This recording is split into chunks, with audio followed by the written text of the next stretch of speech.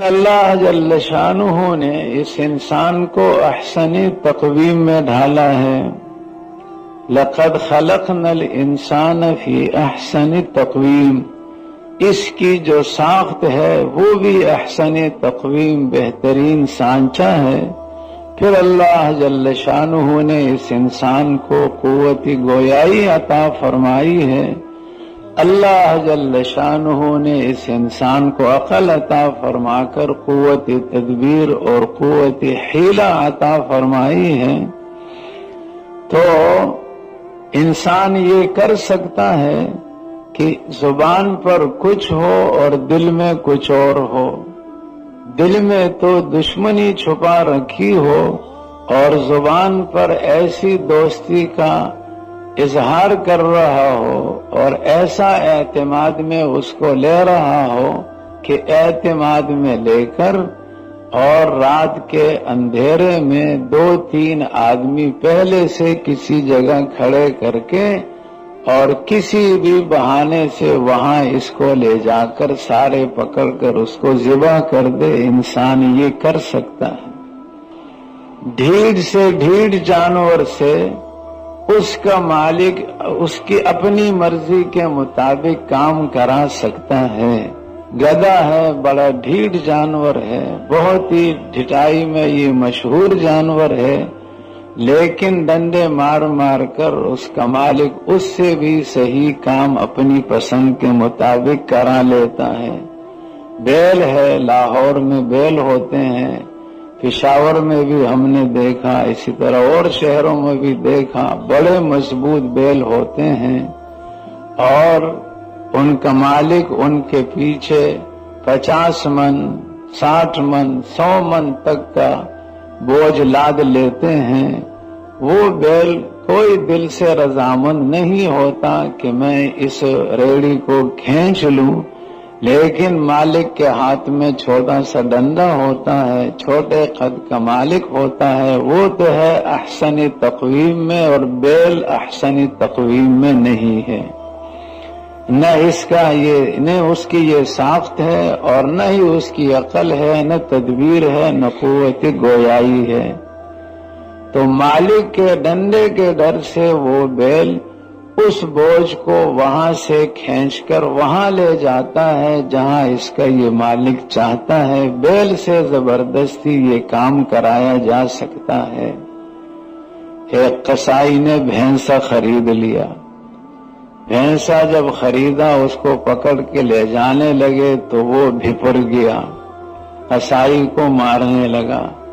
قصائی نے جلدی سے اس کے سامنے کچھ گھاس ڈالی اور پیچھے سے چھلانگ مار کر چھرا لے کر اس کی گردن تک پہنچ کر اور اوپر سے یعنی نیچے ہاتھ کر کے بسم اللہ اللہ اکبر اس کو کھڑے کھڑے ذبح کر دیا اور پھر نیچے اتر گیا۔ تھوڑی دیر بعد بھینسے نیچے گر گیا۔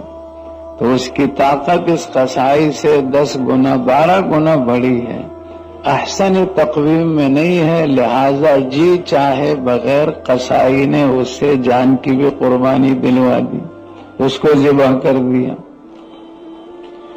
لیکن انسان چونکہ احسن تقویم میں ہے، زبان پر کچھ اور دل میں کچھ اور زبان پر کچھ اور کا اظہار کر لے، یہ انسان کر سکتا ہے۔ اس لیے انسان کو زبردستی دین پر نہیں چلایا جا سکتا۔ 1958 میں 9ویں جماعت میں داخلہ ہوا۔ ہیڈ ماسٹر صاحب نے اعلان کیا کہ جتنے بھی لڑکے ہیں اسکول میں پڑھنے والے وہ سب ظہر کی نماز جماعت کے ساتھ اسکول میں پڑھیں گے، اور جو اسکول میں موجود ہو جماعت سے غیر حاضر رہا 6 آنے جرمانہ 6 ڈنڈے سزا۔ خیال یہ تھا لڑکوں کا کہ اس طرح کے اعلانات ہم سنتے رہتے ہیں اور اس کا کوئی اہتمام نہیں ہوتا، اس لیے یہ بھی ویسے ہی اعلان ہوگا تو 1000 لڑکوں میں سے 35-40 لڑکے ایسے تھے کہ جنہوں نے نماز نہیں پڑھی۔ ہیڈ ماسٹر صاحب انتظامی صلاحیت میں بہت سمجھدار تھے، ایسا انتظام کیا تھا کہ ان 35-40 لڑکوں کا نام لکھا گیا۔ صبح جب ترانہ پڑھتے ہیں لڑکے، اس وقت ہیڈ ماسٹر صاحب نے ان کو 25-30 ماسٹروں کے سامنے 950,000 طلبہ کے سامنے بلا کر صف میں کھڑا کر کے اور ایک ہاتھ پر 3 ڈنڈے مارے، 3 ڈنڈے ایک ہاتھ پر 3 دوسرے پر۔ سردی کا موسم تھا، تھوڑی دیر کے لیے تو دونوں ہاتھ سب کے سن ہو گئے اور دھمکی دی کہ کل 6 آنے جرمانہ لے کر آؤ ورنہ ہم تمہیں اسکول سے خارج کر دیں گے۔ 6 آنے جرمانہ بھی لے آئے۔